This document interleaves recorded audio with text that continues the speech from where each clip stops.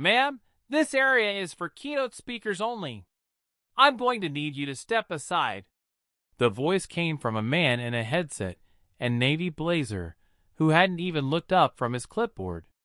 His name tag read A. Kellerman, Event Ops.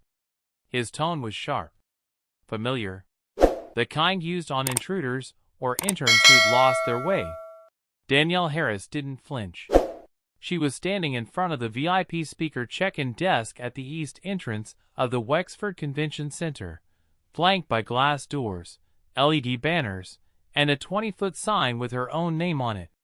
Danielle Harris, CO, Mindlight Technologies, opening keynote, 10:30 a.m. But apparently, that didn't matter. Not to him. Not today. I am one of the keynote speakers, Danielle said, her voice even. Kellerman finally looked up. Blink. Pause. His eyes scanned her blazer, unbranded, tailored. Her leather tote. Her natural hair wrapped in a simple updo. Her face. And still he frowned. I'm not seeing your name here. Are you sure you're not at the attendee entrance? It's on the opposite side of the building. Danielle's breath caught. She had expected some confusion. This wasn't the first time. But something about the way he said it, as if she were a lost temp trying to sneak into the big leagues, burned differently. She held up her email confirmation, badge QR, even the custom speaker packet from the summit's own organizers. Kellerman skimmed it, lips pursed. I'll need to check with someone, he muttered, and signaled to a second staffer, who whispered something in his ear, then smirked. Danielle heard it. Probably someone's plus one. The staffer said under his breath. Let me ask you something. Have you ever stood outside a door with your name on it, only to be told you didn't belong inside? Because that's what this moment was. And the people watching? They didn't miss it. A small line of VIP guests had formed behind her, mostly older white men in suits. Some glanced up at the sign, then down at Danielle. A few looked amused. Others simply looked away. Kellerman turned back.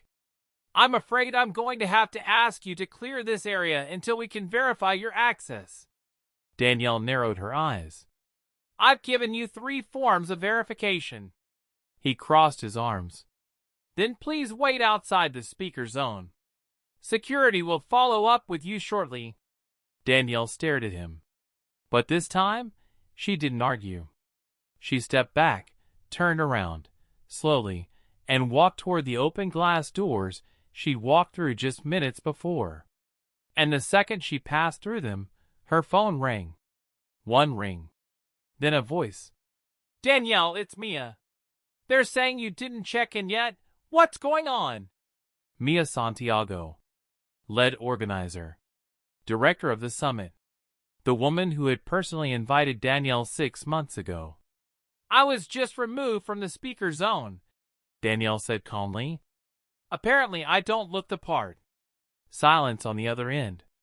Then, where are you right now? East entrance. Outside the glass. Stay there. I'm coming down. Before we go deeper, I need to ask you something.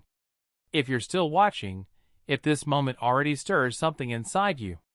Round pushpin comment what country or city you're watching from. Thumbs up like this video if you've ever been disrespected in a room you earned. Bell and hit subscribe, because stories like this aren't just entertainment. They're reminders. Now, back to what happened next. 3 minutes later, the glass doors opened again. This time, it wasn't Kellerman. It was Mia. And she was furious. She stormed past the desk and whispered something sharp to the check-in staff. Then she reached Danielle and grabbed both her hands.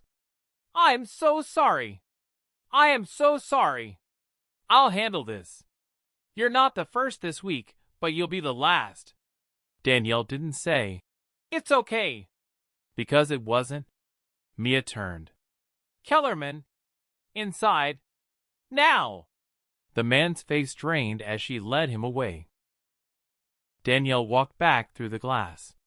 This time, no one stopped her. This time, the whispers came from behind. "Wait, that's Danielle Harris." "No way. She's the Keynote? She didn't look like a CO." Danielle stopped at the main registration counter, looked up at her own name on the banner, and said quietly, "I'm not here to be seen. I'm here to be heard." The auditorium held nearly 600. Every seat filled. Press suits and lanyards, custom notebooks laid flat, screens dimmed. The crowd had gathered expecting buzzwords: growth strategy, AI disruption, next-gen leadership. But they got silence. A long one. Because when Danielle Harris stepped onto that stage, she didn't smile, didn't wave, didn't even glance at the teleprompter. She walked to the podium in silence, scanned the crowd with the slow stillness of a surgeon. And then she stepped away from the mic. "I was removed from this building 35 minutes ago." You could hear a pin drop. She let the words settle, then continued. "I was stopped at the VIP entrance. I showed my ID, my speaker packet. I stood under a sign with my name printed in 10-inch letters and was told I didn't belong." She stepped back to the mic now, still calm, but sharper. "They asked me to leave. Security was radioed. And I want you to remember that as I give this keynote. Because what I'm about to say doesn't come from a brand deck or a PR firm. It comes from lived experience." Let me ask you something. Have you ever stood in front of a room full of people who only believed in you after they saw your name on a flyer? That's the room Danielle stood in. And now it was hers. She tapped the podium lightly. "I was asked to talk about innovation today. But here's what nobody wants to admit. We love innovation until it looks like something we don't expect. We want visionaries, so long as they come in the form we're used to. Men in hoodies, women in heels. Pale skin, polished speech, Ivy League pedigree. I come from East St. Louis. My first business pitch was in a community rec center, and the only people who listened were the janitors on their lunch break." She paused. "I raised my first million not because of who I knew, but because I refused to go away." A few audience members nodded. Others leaned forward. She wasn't reading this. She was living it. "I'm here today not to inspire you," she continued, "but to remind you, real leadership doesn't beg for access. It claims space. And when it's denied access, it builds its own table." A murmur now. Some scattered applause. The tension cracked slightly. Danielle let it breathe. "I want to speak to the young women watching this online," she said. "The ones who've been mistaken for interns at their own companies. The ones who've been told they're aggressive when they speak and ungrateful when they succeed." She looked out over the crowd. If that's you, don't dim your light to fit into a room that was built with tinted glass. The auditorium now sat in near total silence. And in that silence, something changed. You could see it in the shift of posture, in the way people put their phones down, in the man who'd muttered, "She's not on the list," earlier, now sitting in the front row, hands clasped. Danielle was no longer a keynote speaker. She was a mirror. After 19 minutes, she closed her notebook. Didn't thank the crowd. Didn't perform humility. She simply said, "The future doesn't need gatekeepers. It needs doorbreakers. I'm one of them. And after this morning, so are you." She walked off stage. No applause at first. Just stunned silence. Then one clap. Then 20. Then the whole room, standing. But Danielle didn't look back. Because this moment wasn't about recognition. It was about truth. And she'd already delivered it. Danielle didn't get 10 steps off stage before the flashbulb started. The hallway outside the main auditorium was lined with media crews. Microphones were raised. Phones were shoved forward. A few even called out her name like paparazzi chasing scandal. Danielle! Danielle, do you have a moment? Can you confirm what happened at check-in? Is it true you were denied access by your own summit staff? She didn't flinch. Didn't stop. Just kept walking, steady, heels tapping against the marble with precision. She'd said what needed to be said. Anything more would be redundant. But that didn't stop the stories from breaking. By the time she reached the elevator, a trending headline had already appeared. Keynote speaker Danielle Harris barred from her own stage, then drops the mic in viral speech. And then another. CO Danielle Harris turns discrimination into defining moment at Global Summit. And by lunch, CNN Business had picked it up. Inside the green room, the summit's executive director, Thomas Crane, paced in tight circles. He looked like a man trying to escape a room without doors. Sweat at the collar. Phone glued to his ear. When Danielle walked in, he turned quickly, ending the call. Danielle? My God! I didn't even know. She raised a hand. No spin. He blinked. I'm not here for apologies, she said. I'm here for accountability. Thomas licked his lips. Okay, then let's discuss how we handle this with the media. We can issue a joint statement, acknowledging what happened, clarifying intent. Danielle shook her head. This wasn't a miscommunication. This was a pattern. And I'm not going to help you disguise it as anything else. Let me ask you something. Have you ever watched people scramble to manage a fire they swore didn't exist just 10 minutes earlier? Because that's what was happening. And Danielle? She had all the matches. Thomas reached for a folder on the table. Slid it toward her. Look, he said. These are our official diversity initiatives. We'd made real strides. Last year, we had a speaker panel with. Danielle opened the folder. Glanced at the names. 3 women. All from the same PR firm. 1 person of color. A nonprofit founder with no voting power. She closed the folder. This isn't inclusion. This is optics. Just then, a summit staffer burst into the room, face pale. Sorry to interrupt, he stammered, but there's a situation. Danielle turned. Define situation. The staffer hesitated, then held up a tablet. Live on the screen was a TikTok video. Vertical format. Grainy. Footage of her being turned away at the speaker desk. Kellerman refusing to scan her badge. A voice whispering, "Can you believe this?" That's her. Already over 2.3 million views. Hashtag let her speak.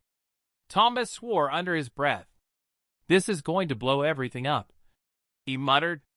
Danielle took the tablet. Watched the video in silence. Then looked up. Good. That afternoon, the summit's PR office sent Danielle a draft press release. It read, "We deeply regret the miscommunication that occurred during Ms. Harris's check-in and are proud to support her incredible message of empowerment." Danielle marked 2 sentences and read, "This wasn't miscommunication. And I didn't come here for empowerment. I came to speak. You tried to silence me." She returned the draft with those notes, then walked out the door. She spent the next hour responding to community leaders, CEOs, and young founders from around the world who had flooded her inbox. One subject line read, "You made me believe I wasn't crazy." Another, "Thank you for saying it on the mic." But the one that stuck with her most was from someone anonymous. No signature. No photo. Just a single sentence. "I was going to quit my job this morning. Then I watched your speech." That night, the conference continued. The other speakers gave their presentations. The cocktail hour resumed. The buffet refilled. The illusion rolled on. But something had changed. Everywhere Danielle went, people moved out of her way, not out of fear but respect. The next day, they tried to pretend things were normal. But that morning, the lie broke wide open. Danielle didn't sleep that night. Not because she was upset, because she was planning. By dawn, she had already rewritten her agenda, pulled her legal counsel into a call, and posted a message to her 2 million followers. It was short. Some doors were never meant to be knocked on. We're building our own stage. Hashtag the next voices. She included a link to a brand new initiative. The Next Voices Initiative. A $5 million fund, backed by Danielle's own company, Mindlight Technologies, to sponsor 100 public speaking slots at major national conferences for first-generation leaders, founders of color, and underrepresented innovators who rarely get the mic. The fund would pay for travel, housing, and media coaching. But the real power? She would buy stage time, not ask for it, and then give it away. Let me ask you something. What would you do if you had the power to take the spotlight and pass it to someone who never got the chance to be seen? Because that's what Danielle was doing. And the world noticed. By 10 a.m., her post had gone viral. LinkedIn reposted it with a headline: Danielle Harris turns humiliation into historic access fund. Entrepreneur magazine reached out for an exclusive. Dozens of conference organizers emailed her, asking to partner. The White House Communications Office sent a message saying they admired her model of inclusive excellence. But none of that was what moved her most. What moved her came from home. Her mother called just after lunch. Danielle almost didn't answer, but something told her to pick up. Hi, Ma. Baby. Silence on the line. Then her mother's voice, soft. I watched the speech. Danielle didn't say anything. I recognized that fire in your voice, her mother said. It sounded like your father. That hit harder than she expected. Her father had passed 15 years earlier. A postal worker. A preacher on weekends. The first man who told her she could run a company one day, even when they couldn't afford heat. You remember what he said after your first rejection letter? Her mother asked. Danielle nodded slowly. He said, let them underestimate you. They'll never see it coming. Danielle sat in silence, because she hadn't thought about that day in years. Her first application to speak at a national tech panel had been rejected. She was 28. Her startup had just hit its first million. But the organizer said she lacked polish and wouldn't connect with the audience. She remembered standing outside the venue in heels that hurt, watching lesser qualified men walk across that stage like they were born to be there. She had promised herself something that day. One day, I'll own the mic. Now she was giving it away. That evening, she returned to the summit, not for a panel, not for press, but to host a last-minute side event. She rented the West Ballroom with her own money. No branding. No RSVP list. Just a whiteboard at the door. If you've ever been told you didn't belong, come inside. Over 200 showed up. No speeches. Just open mic. For the first hour, no one spoke. Then a black founder in his 60s stepped up and said he'd never been on stage before, but had been building for 30 years. Then a Latina engineer who'd created a life-saving AI medical tool, but had never been invited to demo it. Then a deaf coder who said her voice wasn't heard in rooms because it wasn't loud enough. Danielle didn't speak once, just listened. And as the final woman finished her story, Danielle stood and said quietly, This is what a keynote sounds like. This is what leadership looks like. You didn't need permission. You just needed a platform. Outside, the summit was still happening. But inside this ballroom, a new future was already underway. The email came just before midnight. Subject line, Sponsorship review, urgent. The sender, Northbridge Capital Group, the summit's primary corporate backer. Danielle opened it expecting formal language. What she got instead was a veiled threat. We understand Ms. Harris has made headlines with her comments at the conference. While we support diversity initiatives, we cannot support rhetoric that undermines the business climate or alienates senior partners. Unless a clarifying statement is issued, we will be reevaluating our ongoing sponsorship agreements. She read it twice. Then once more. This wasn't just pressure. It was a warning shot from the kind of men who'd rather keep power polite than honest. She didn't reply. Not yet. She forwarded the message to her legal team, then stared out the hotel window at the city below. The skyline blinked like it didn't care about what she did next. But she knew better. Because silence would make her complicit. And compliance? That wasn't her legacy. The next morning, she requested a meeting with the summit's executive board. Not a call. Not a memo. A face-to-face. They weren't ready for what she brought. Let me ask you something. Have you ever had someone try to muzzle you with money, thinking that the louder your voice gets, the more you must be bought? Because Danielle didn't flinch. She walked into that boardroom with printed screenshots of Northbridge's email, an outline of her upcoming press tour, and a simple question. What side of the story do you want to be on? The board chair, a silver-haired man named Gentry, tried to defuse her. Danielle, we appreciate your impact, but the climate's sensitive. We're under pressure to protect relationships. If this escalates, we could lose major funding. Danielle folded her arms. So you're comfortable with my name on the banner, but not my voice on the mic? Another member leaned forward. We're just asking you to tone it down. She stared at him. If I toned it down, I'd still be standing outside your VIP entrance. Silence. Gentry shifted uncomfortably. Look, we want to work with you. We just need a gesture that shows you're not trying to burn bridges. Danielle smiled. But it didn't reach her eyes. I'm not burning bridges.